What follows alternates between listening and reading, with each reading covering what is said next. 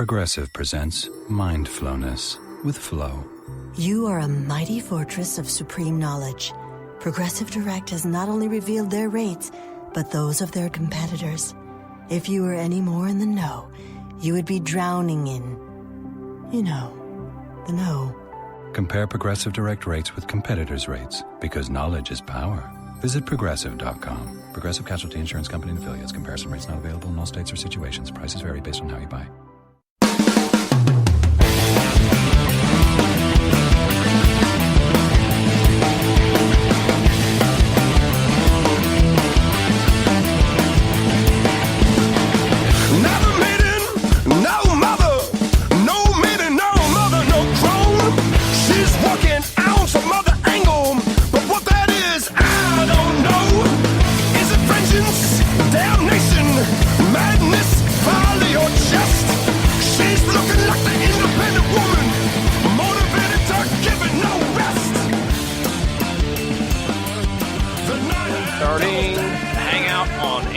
Is live. Ladies and gentlemen, welcome to Source Material. We are here this evening to discuss an entry into this isn't a theme week for the Radulich and Broadcasting Network, but that we're kind of tying things in with the recent DC. Ronnie, help me out. DC is an extended cinematic planetary universe or something like that. I can't remember what it's called. Yes. All right. Mark Radulich, you know better. What is it?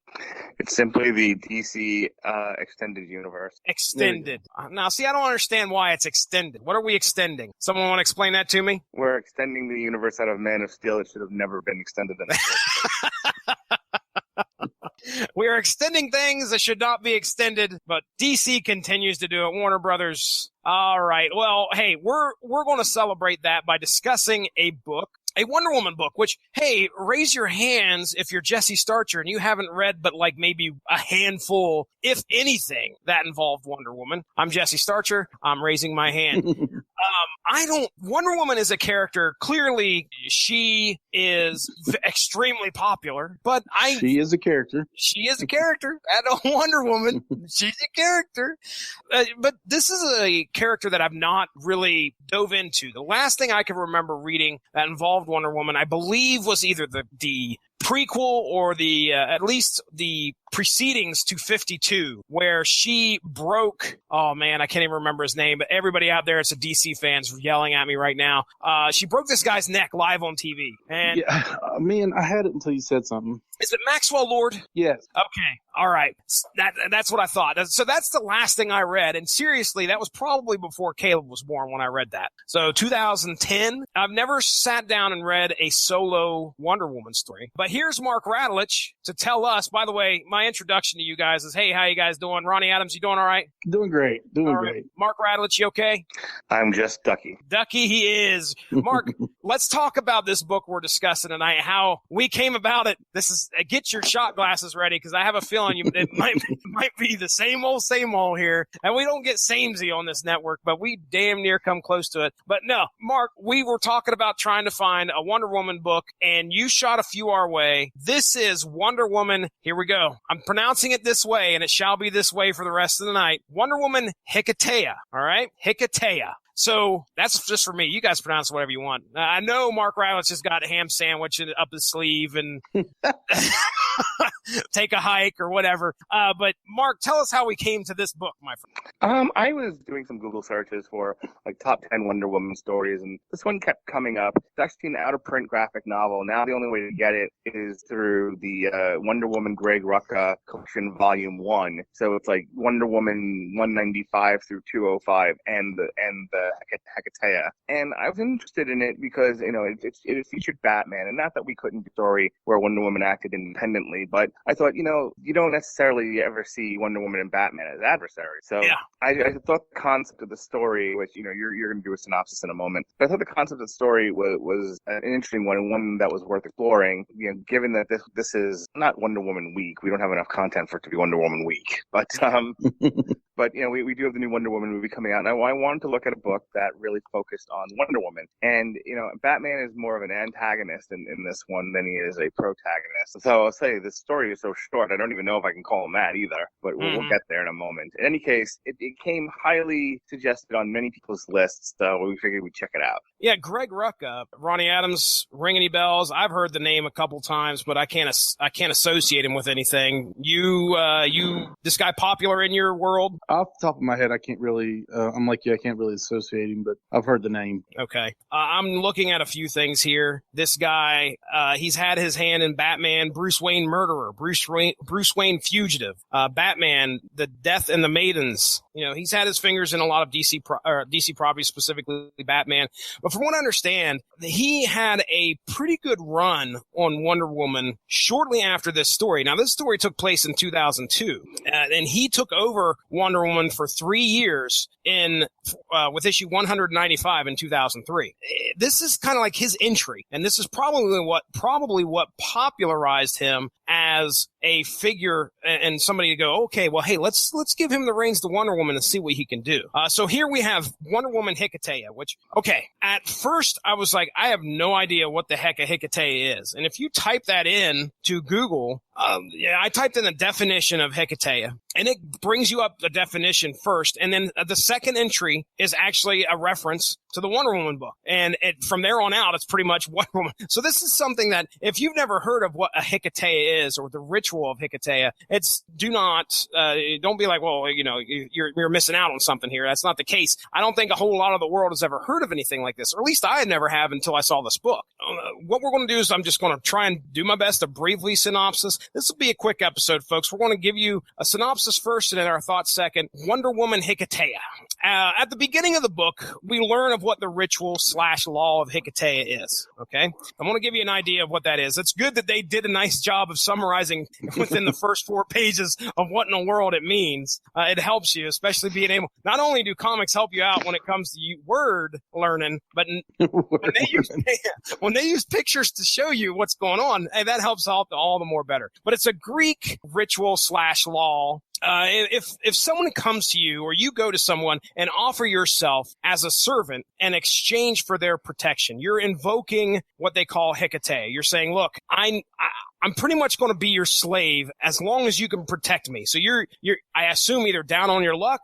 They show in this book like some guys are chasing after somebody, and he immediately runs over to somebody that looks like they're either of noble personage or something like that, and they get down on their knees and they plead and invoke Hiketeia and request protection. When you do this, it is often never refused. So in other words, the person that you're going to, they are not going to refuse you, as it is thought very wrong to deny someone Hiketeia, as it is one of the most humble of rituals to pursue. As you are almost making yourself a slave to that person, you are begging for protection. The ritual also provides an understanding that this servitude cannot be abused. You dare not mistreat the supplicant, that's the person that's coming and asking for protection, as the Furies, represented by 3 very scary-looking women, older than Princess Diana herself, that have snakes for hair, very kind of Medusa-like, and vampire teeth. They may appear and ravage you for abusing this ritual if you do such a thing. All right, so enter Danielle Wellies, a woman who, when we first see her, is being attacked by some thug. She is, however, able to turn the tables and kill her attacker. Soon after she does this, the Batman appears, and we learn that Danielle has actually murdered others. In his attempt to capture her, it is evident that she may not be a cold-blooded murderer after all, but that she may have her reasons for what has gone on. She is very lucky, and in a freak accident that caused her to fall off a bridge into some water, she escapes the Batman. I assume it's a day or so later. I can't remember if they spell it out in the book, but Danielle gathers the courage to approach a hero that she has idolized for years, Wonder Woman. When Danielle approaches, she bends to her knees and invokes Hiketeia in order to gain her protection, and Diana accepts. We are then treated to Diana making sure that Hiketeia is followed by finding jobs and odds and ends for Danielle to do, as she just kind of brings her on as her assistant to help her out, as they are living in the Themyscira embassy in New York. During this time, Wonder Woman is troubled by the three Furies that have seemed to have followed Danielle. So here's these Furies again, these things, these ancient demon-like women who only right now Wonder Woman can see. And she knows that when she sees them, it doesn't bode so well. Also during this time, Danielle is she's not reveling in the protection of Diana. See, Danielle understands what she has done wrong, and she has only turned to Wonder Woman as she felt it was her last resort. However, she has not exactly filled Diana in on the things that brought her to her. And Diana knows there may be some reasons or a lot of reasons as to why she's asking for protection. Wonder Woman's not asking her to reveal them. Now, weeks pass, and of course, inevitably, the Batman always finds his prey. Confronting Wonder Woman, he explains that what Danielle has done, and that she needs to return to Gotham to face justice. However, bound by Hiketeia, Diana refuses. She asks for more time to resolve this, and Batman, he's not hearing it. As he tries to move past her, actually, I should correct myself. He does not actually enter in to the embassy. He is getting this batarang, excuse me. I gotta use the right nomenclature. He gets this batarang attached with a string and is about ready to throw it and rope Danielle and bring her out of the embassy. I didn't realize that until I read it a second time. But as he's getting ready to do this, he's punched so hard he's sent out the second story of this building. I mean, it's a 2-page spread, and Wonder Woman has decked Batman, and he has gone flying off of the balcony. Speechless, Batman leaves. I think he knows he's a little outclassed. He's a little outgunned and a little outclassed here. Now, watching all of this transpire, Danielle feels it is necessary, as hard as it is to do, to tell Wonder Woman what happened and what brought her there. So we then learn the story of Danielle's sister, Melody, who came to New York and was processed into the sex trade. It's not like, Melody came looking for this. Of course, the way that this works, this wasn't by choice. They started out, she got involved with some very bad people. When it turned out at first making some money posing for a photographer, then it leads to her getting beaten, humiliated, raped, and finally Melody was made a heroin addict and a few months later died of an overdose. Danielle then went to Gotham to avenge her sister and did so. I think at one point Batman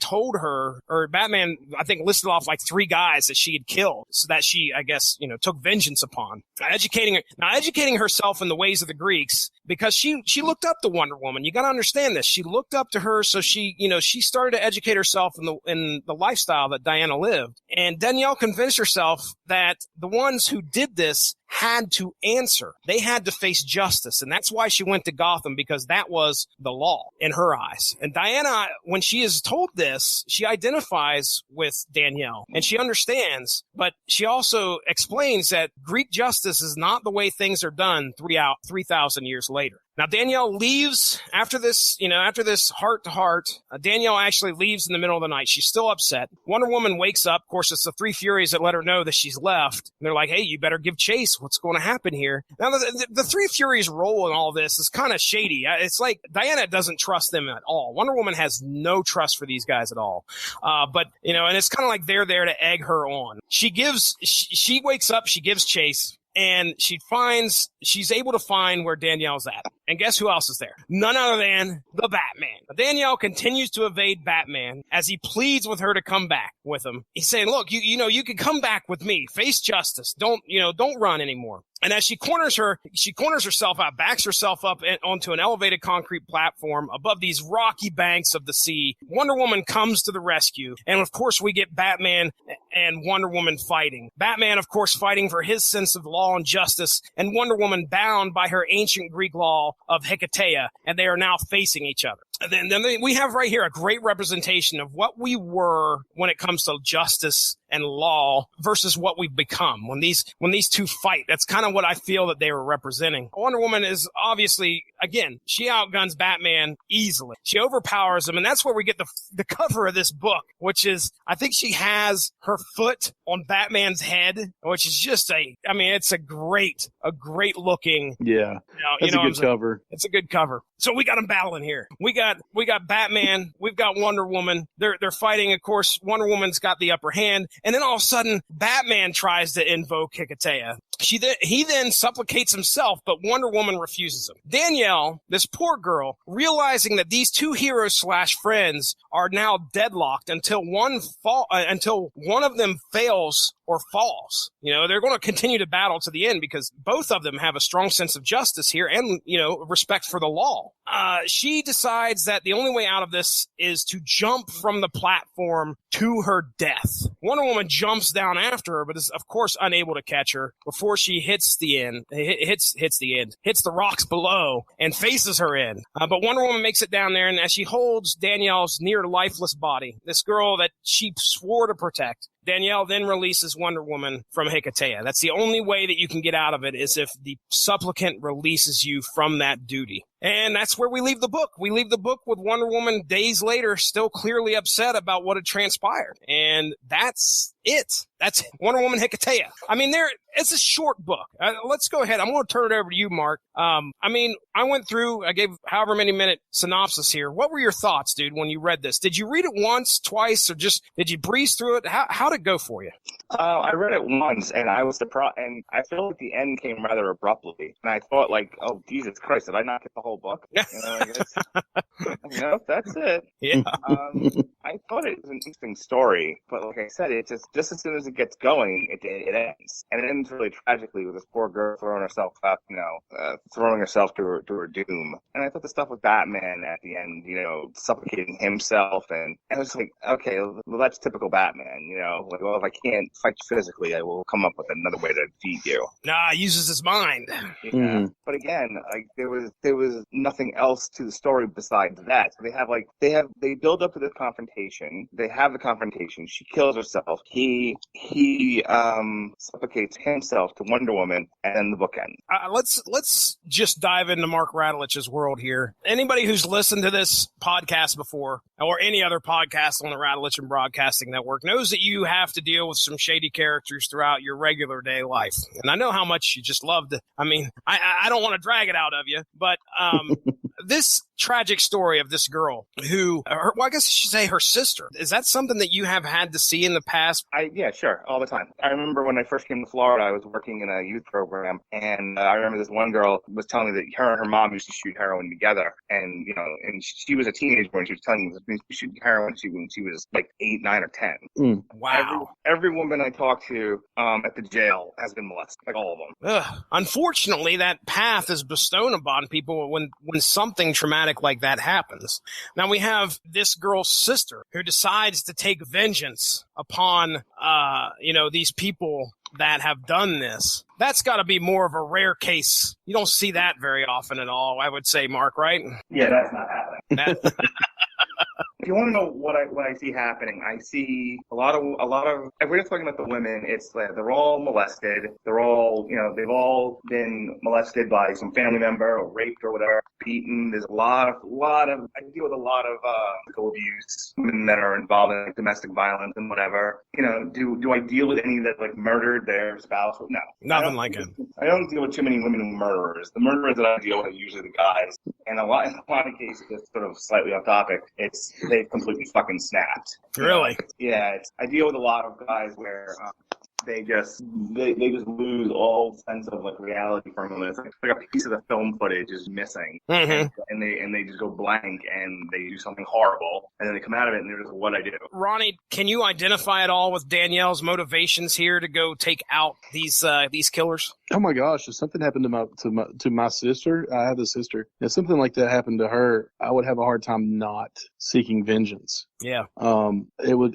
Shoot, I've bulled up on people just for saying something cross to her. And I'm not by any means a fighter or a tough guy, and I don't view myself as that, but that's family. Yeah. And so I love my sister, and I would do anything in the world to protect her, and I would do anything to, if somebody hurt her, let me put it this way: you hurt my family, I'm hurting you. I hear you. And I believe that wholeheartedly. And it's not to me, it would be very, very hard not to take vengeance on somebody who had hurt my sister. It's a tough thing to say, but it's just, that's just the world I live in. It's my family. You hurt them, I'm hurting you.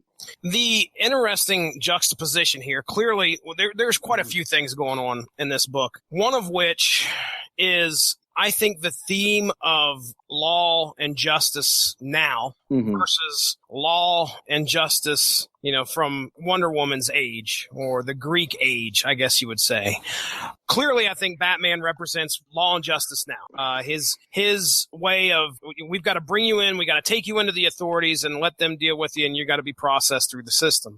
While Diana, Wonder Woman here, who has nothing but respect for the law that she grew up understanding 3,000 years ago, and feels that is, she has to follow that to the letter of the law. So much so that clearly these two end up becoming at loggerheads, and we get a fight. Well, I think there's something deeper going on here. You have Batman, who represents this idea of it's never okay to murder, and then you have Wonder Woman, who represents this idea of there is a time when an eye for an eye or revenge is acceptable. Now, she doesn't outright say that. Yeah, it's implied. And the out that they give Wonder Woman, because this could have been written in a way where Wonder Woman was, from a more feminist point of view of, it's never okay. It's never okay to do what they did to women, and so clearly men deserve that. And they went out of the way to not give her that perspective. They sort of took the I guess the easier route of, well, it's just obeying this ancient law, because whenever they went to her for a perspective, it's like, it doesn't matter what I think. All that matters is the law. That's right. But I do feel like underneath it all, the subtext is the argument of when is an eye for an eye okay?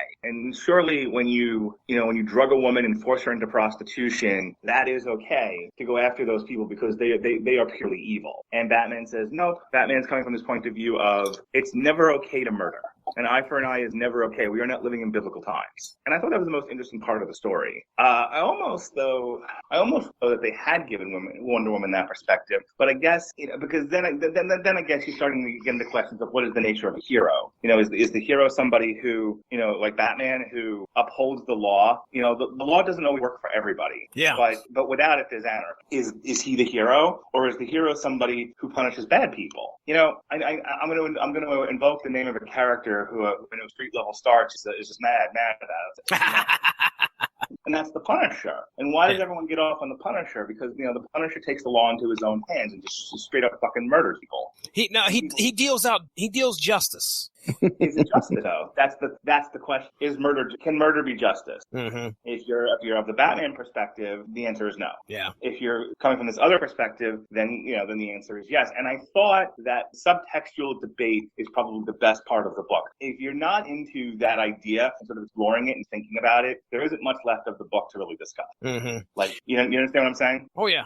I mean, because that's pretty much all this is. You have two friends, but what makes it just a tad bit more interesting is that you have two friends who have fought side by side in battles. They are now, even though they are both bound by law, they feel that they have to respect the law that they know, even though both is almost right. I mean, you look at Wonder Woman and you think to yourself, well, she's hiding a convicted killer. Well, not convicted, but she's hiding a killer that we know. We watched her kill a guy at the beginning of the book. Is she in the wrong for protecting this person? Ronnie, would you say she is because she's protecting this person? What do you think of that, man? Do you think that she was right in what she did, or should she have just said, okay, look, I'm turning it over to you?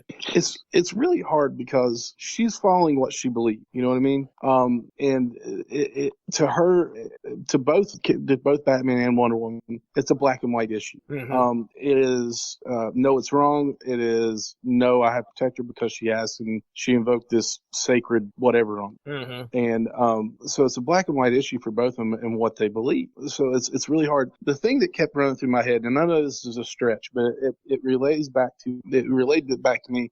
It's Matthew 10:37, and it said, "If anyone who loves their father or mother more than me is not worthy of me. Anyone who loves their son or daughter more than me is not worthy." And that's basically saying if you are not willing to, Jesus is saying, if you're not willing to give up your life to follow me, then you're really not wanting to follow. And I know it's a bit of a stretch in some people's minds. It's a different thing. Absolutely, it's comic book versus scripture. But it was one of those things where Batman was asking her to give up something she believed, and thank God, it goes back to my faith note that I don't think any of my friends or family or anybody like that would ask me to give up what I believe to be their friend. Yeah. But I would have to stand by what I believe. And no, I'm not going to deny what I believe just to say that you're my friend. So let's take that a step further. What if what you believe? And I'm not challenging you directly, Ronnie. Please don't. Oh, I know. Yeah. Please don't take this as I'm challenging your faith or anything else. So absolutely not. No. Yeah. But what if what you believe is wrong? What if what you believe really has no place in a modern society? What if what you believe is at odds with what the law is? Yeah, with what the modern law is, with what I mean, that's the funny thing about it. I mean, let's look at, without going too much off on a tangent, let's look at people who are here who are Muslims, who follow traditions and follow a faith and follow laws that don't necessarily jive with modern America. Let's just take something as simple as wearing the hijab, and this was in the news. You had the woman who wanted to wear the face veil, in her license picture, and you can't. Now, that doesn't rise to the level of, murdering folk, but, but here you have someone who is enacting her right, her religious right, her First Amendment right to, I don't know if it's the First Amendment, but one of her First Amendment rights. What is happening? Not a constitutional scholar, everyone. But her right to practice religious freedom, which is at odds with the society's modern law, which says you can't cover your face in a night picture. Right, and that's exactly where my thought went to after I started. Mainly because there are some things that jive with with modern day law, and then there's some things that absolutely do not. And murder is one of them. But I put myself in her position. She believes strongly about this, and what would happen if something I believe didn't jive, and would I give up those beliefs? And I guess I went too deep, to be honest with you, but I just couldn't help it. This was kind of a deep subject, for this book and for a comic book. But I started thinking about the way I believe in everything else. There's no way that in my beliefs that it would ask me to harbinger, give sanctuary to a known murderer or anything like that. You know what it reminded me of? It reminded me of essentially the central debate of injustice. Yeah. You have Batman, who again is never kill. Yes, we suffer. We suffer at the hands of our enemies because we grant them mercy. And then you have Superman, who throws a big giant tantrum and says, just straight up murders the Joker because how many more people have to suffer because we've granted him mercy. Right. And that just leads to the two factions facing off against each other. But again, it's that same concept of what part does mercy and forgiveness play in a modern society? Right. And I think that's what the book is asking. It's a tough subject, to be honest with you, because would I want somebody to give me mercy if I exacted my revenge on somebody who did who killed my sister? Absolutely. I don't know. Yeah, I would want that. I'll tell you, the subject that comes up a would lot. I expect it? Because everybody I work with, all these. Okay, I'm gonna be good here, and I'm gonna refrain from the way I was about to say that. But we have all people, who are claiming to be good folk. Yeah. Who also think that we'd murder all the inmates and just treat them horribly. And people ask me all the time, how do you do what you do? How do you practice being a licensed clinical social worker with, as they've been called by those around me, the dregs of society? And it's because I believe in my core that even the worst amongst us deserve to be treated humanely. Everyone deserves a voice, and everyone, including our worst enemies, deserve protection on some level.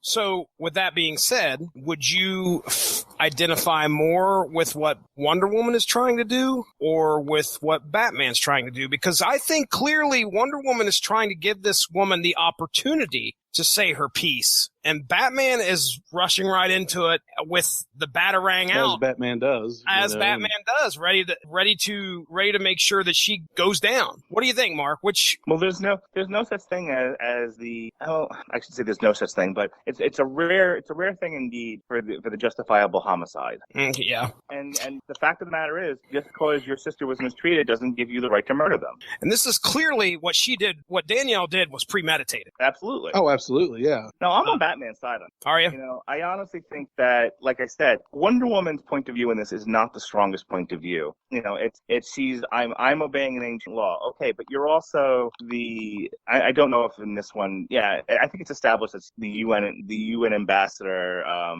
Themyscira.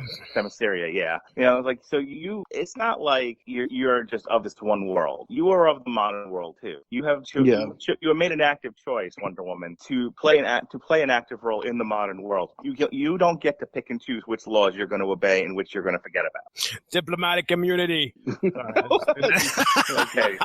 Alrighty. Good old Lethal Weapon. Okay, now how about, I'm going to throw an analogy out there. You guys tell me if I'm right or wrong, but how about Batman, I mentioned this earlier, Batman representing the law of now versus the law of old, which was represented by Wonder Woman. Would you say that is a correct analogy, Ronnie Adams? Is that something that you could kind of see in this book? Yeah, because Batman has no time for what was. Mm-hmm. You know, that doesn't jive, like we said, that doesn't jive with modern day. It doesn't matter what she's invoked or who, you know, or what's going on with her. She killed somebody. Yeah. So she needs to be brought to justice. And so it's really, oh man, it's tough because he's also not only dealing with that, and he's dealing with one of his best friends and somebody who doesn't, you know, who wasn't raised in the world of the laws that he follows and he holds dear. She was raised in a completely different world, but she is familiar with the laws that he does hold dear. Yeah. So where do you say, okay, it's all right just this one time, or do you stick to your guns? You know, just because she's your friend doesn't mean that she should get a pass. Hey, let me point to, and I think another example of a character who's acting in what he believes is the absolute right, is the absolute truth, but so out of whack with the rest of the world that causes a giant conflict. Ronan the Accuser and the Zandam. Yeah. Ronan, I mean, you know, if you look at Ronan, however you thought the character was portrayed in the movie, aside, in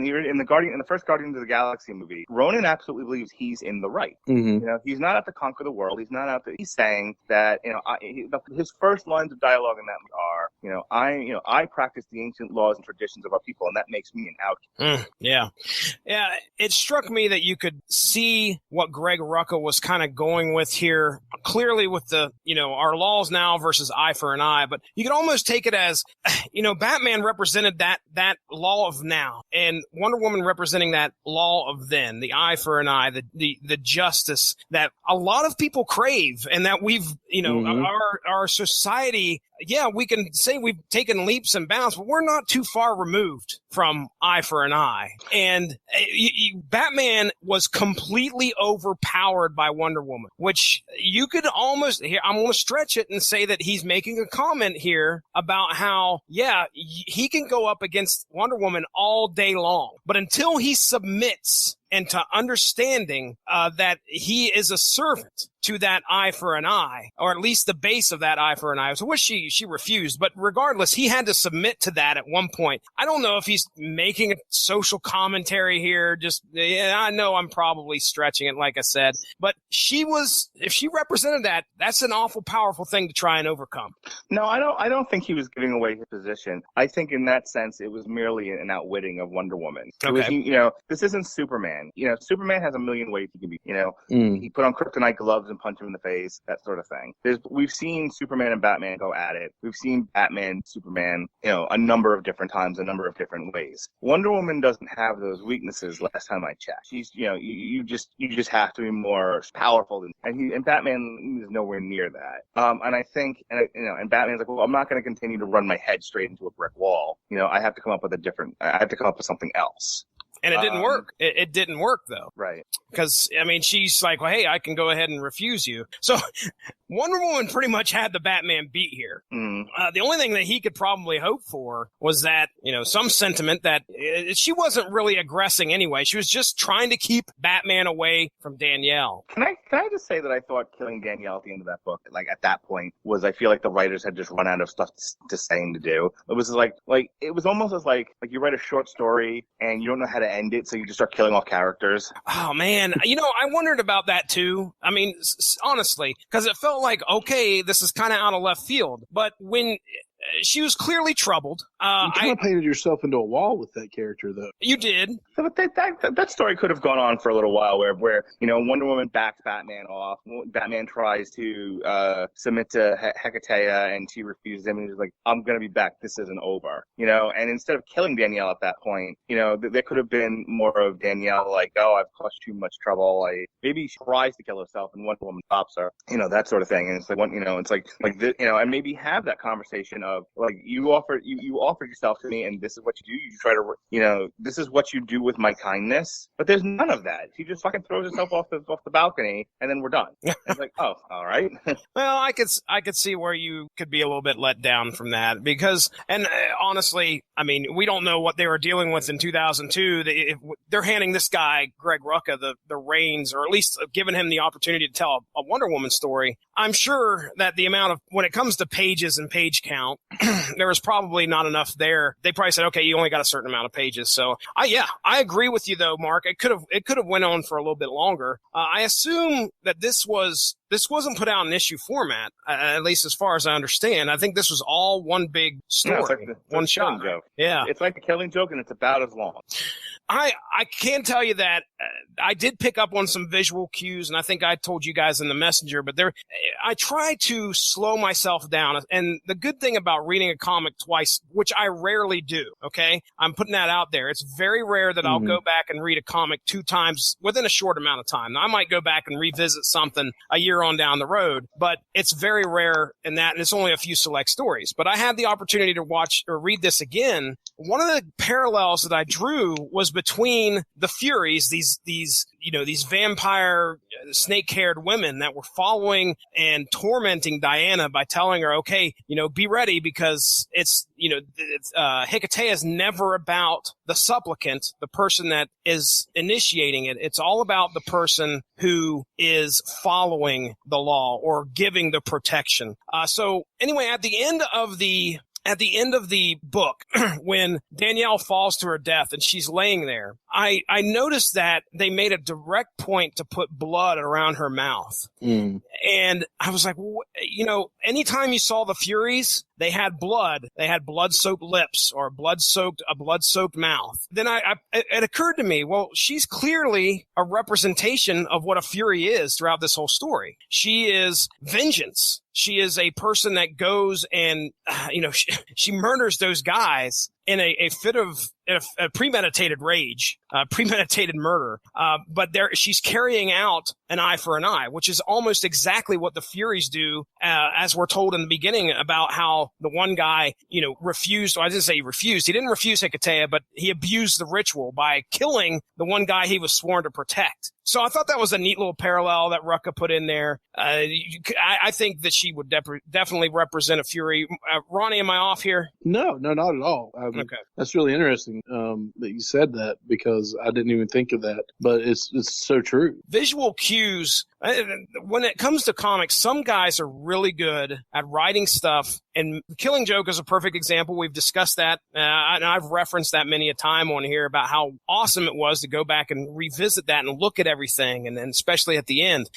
This is another example. Greg Rucka did a great job here of weaving the story and then making sure that what we were looking at, maybe throwing in some subtle cues every once in a while to kind of tie it back into what he wants, and also gets you thinking. This is a book that kind of gets you thinking and about what goes on in our real world here. Okay, so Mark, you enjoyed the book, you said, right? I mean, is this something you'd recommend, or how's this go down amongst the tally of stuff that we've read? I thought it was fine. I think if somebody asked me about a Wonder Woman story, I would tell them about it. I think my one thing from giving it like a high recommendation is just the simple length of the book. at least Killing Joke, for as short as that is, at least felt like there was a satisfying ending. This lacks a satisfying ending. Do you have the thing? Do you have the book in front of you? I do not. Okay. I'm trying to think. I know the page count of the thing I was looking at was over like 100 pages, but I assume it was probably a little bit short of that. However, when we say the length of the book, I mean, what do you think, Mark, when it comes to the words? I mean, there were some pages that had nothing. Right. Do you like that, or would you rather there be more exposition or discussion? I'm fine with just some pages just having art. I wanted more story. I wanted more exploration of the Batman Wonder Woman conflict, and I just felt it ended too abruptly. I felt like we built up, and then instead of there being a denouement, it falls off the fucking cliff. Well, yeah. For me personally, I'll go ahead and give my final thoughts. Ronnie, you go ahead and hop in here once I'm done. Me personally, I enjoyed it. I love a story that has the balls to tell it through just pictures sometimes. A lot of what you saw and what you felt with this book, you could just do it by looking at what was going on in the panels. And that's cool. I enjoy that type of storytelling. Plus, you can get too wordy sometimes. And I was really worried. I was like, man, this is going to be a tough one to get through. It's going to take me a while, but it wasn't bad. There wasn't a whole lot of exposition. This was a one-shot story where you didn't have to worry really about you especially didn't have to worry a whole lot about who Danielle is. She never appeared before, and she'll never appear again. The crux of this story, the crux of this story is gone by the end of the issue. You may have to know a little bit about Batman and what he represents, and a little bit about Wonder Woman as well. But it's not going to be something that you're critically needing in order to enjoy the story. They do a good job of explaining what the hell Hiketeia is at the beginning of it, which thank you. I appreciate that. That's the whole point of the book. So for me, it's a thumbs up. It's probably one of the better, more, I would say, cerebral issues that I've read in a while, where it gets you thinking about stuff goes on and makes you go, okay, well, there's probably a lot more hidden stuff in here. And for Greg Rucka's first shot on Wonder Woman, I've heard the name a lot, but for his first shot on Wonder Woman, I think, giving him the titles was probably a good move, because he wrote a pretty good story in my opinion here. All right, Ronnie, your final thoughts. No, it was definitely one of those ones that got me thinking. Obviously, as you all can tell, I was thinking too much and too deep into it. I enjoyed it. I mean, I think I didn't really hate the ending or anything like that. It was just, to go along with you all, I found it a little more predictable of an ending. Okay. Because there's only one way out. She feels like there's only one way out. Only one way to save Wonder Woman and Batman's relationship. She knows they're friends, and she doesn't want this, for him. So boom, she believes Wonder Woman of her duty and kills herself. Yeah. So, I hate to say I saw it coming, but I saw it coming. Okay. Not reading a ton of Wonder Woman in my life, this was actually a really good book, good length, a chill book to, as far as, its length, and it's not very chill with content. Yeah. But it was good with, getting me, into the Wonder Woman world, I guess you could say. Mm-hmm. Her sense of duty, her sense of who she is and what she believes and what she thinks is right. Mark, just real quick, I mean, is this clearly one of the better Wonder Woman stories you've read? It was the only Wonder Woman. I knew the answer. So yes. All right. Well, that sounds great. Let's go ahead. Unless you guys have any other burning desires, we'll go ahead and get into plugs. And as we all know, Mark, the schedule. All right. Tomorrow night on Damn You Hollywood, if you're listening to this on the network, we'll be reviewing Wonder Woman proper from the DC Cinematic Universe, DC Extended Universe, whatever you like. On the Metal Hammer of Doom, we'll be reviewing the new Dream Evil, which if you haven't listened to the last Dream Evil albums, go listen to them. They're fucking hilarious. The Book of Heavy Metal is great, but prior to that, I can't remember the name of the album now, but there's a song on there called Made of Metal, and it always makes me laugh because there's a part where it's like, where the guy just belts out, I am so metal, and he's like, so is my wife, and then this woman jumps in, she goes, I am wife, shut up! What? I can't remember if I heard of these guys. Have we talked about these dudes before on there? I may have. I mean, Dream Evil are like the cheesiest fucking progressive metal band you'll ever hear in your life. Like, oh wow! You know, like we talked about that with Dragon Force. How like Dragon Force is just a master of cheese. Oh yeah.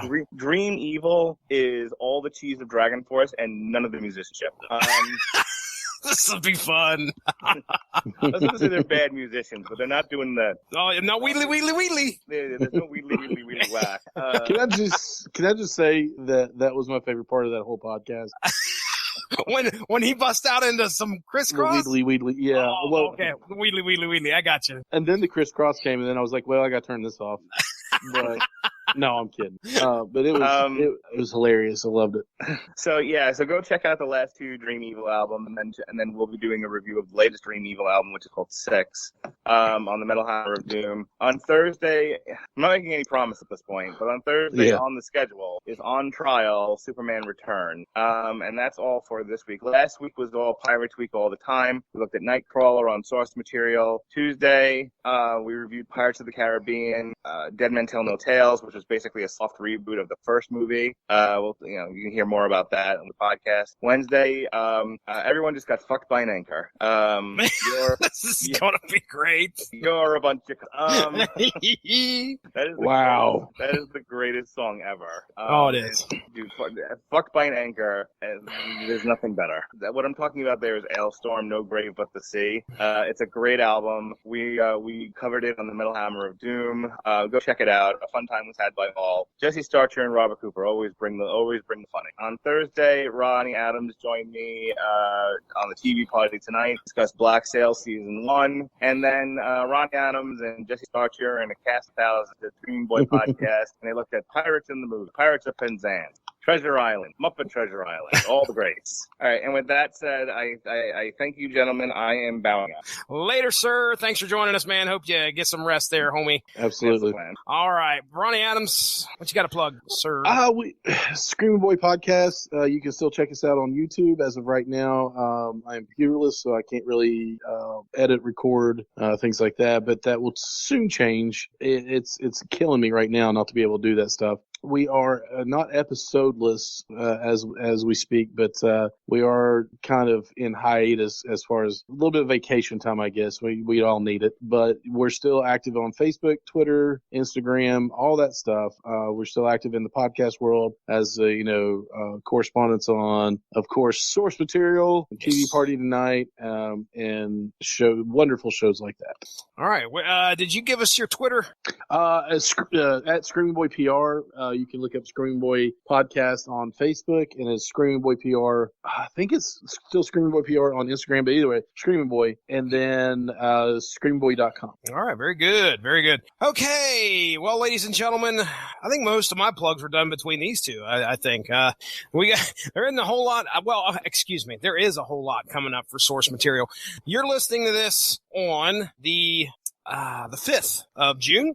We got a lot of fun stuff coming up here. I think at some point we're going to be discussing Flashpoint, or DC's Flashpoint. That's right. We're also going to be discussing IDW's Revolution, Poison Ivy, Cycle of Life and Death. So that's what's coming up this June. We're going to have an episode. At least we're intending on having an episode every Monday this June. So it'll be a lot of fun. I should be at some point, if you guys want to check it out, I should be on the Kapow, the Pop Cultured Podcast. Just recorded there this past Friday. I took the boys on a written test. I said it's almost time for summer. However, you can't get there unless you take your test and pass it on to the person to your left and have them grade it. And we did the comic book intelligent quotient from May of 1992 Wizard magazine. And that was a lot of fun, a lot of discussion there to be had. And ladies and gentlemen, I hope you have the opportunity to check it out. Other than that, I think that is about it. I don't have really much else to go. Give that Rattlich and Broadcasting Network Facebook page a like to stay up on top of all the great podcasts that we have to offer. We're on Stitcher, we're on iTunes, we're on TuneIn Radio, we're on Blog Talk Radio. We're also on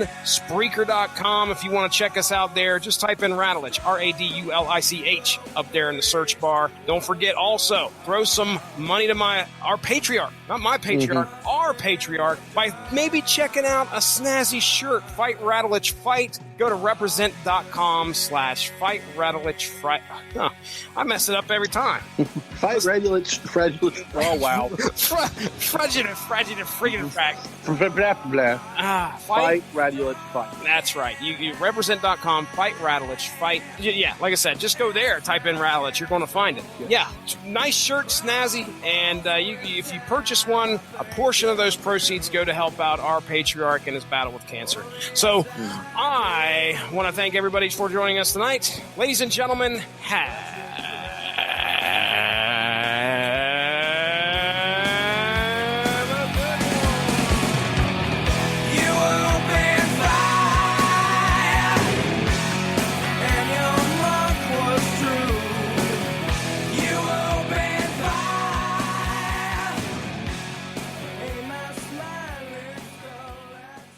Progressive brings you Flowetry with Flo. When Flo flows, she flows in the know. Mind ruminates the rates. Shown them all, I heed the call. Seeing the rest, I choose the best. Sometimes it's ours, sometimes it's not. When the fox walks, is it called a fox trot? That's a real question. Compare Progressive Direct rates with competitors' rates. Visit Progressive.com. Progressive Casualty Insurance Company and affiliates. Comparison rates not available in all states or situations. Prices vary based on how you buy. Progressive brings you Flowetry with Flo. When Flo flows, she flows in the know. Mind ruminates the rates. Shown them all, I heed the call. Seeing the rest, I choose the best. Sometimes it's ours, sometimes it's not. When the fox walks, is it called a fox trot? That's a real question. Compare Progressive Direct rates with competitors' rates. Visit Progressive.com. Progressive Casualty Insurance Company and affiliates. Comparison rates not available in all states or situations. Prices vary based on how you buy.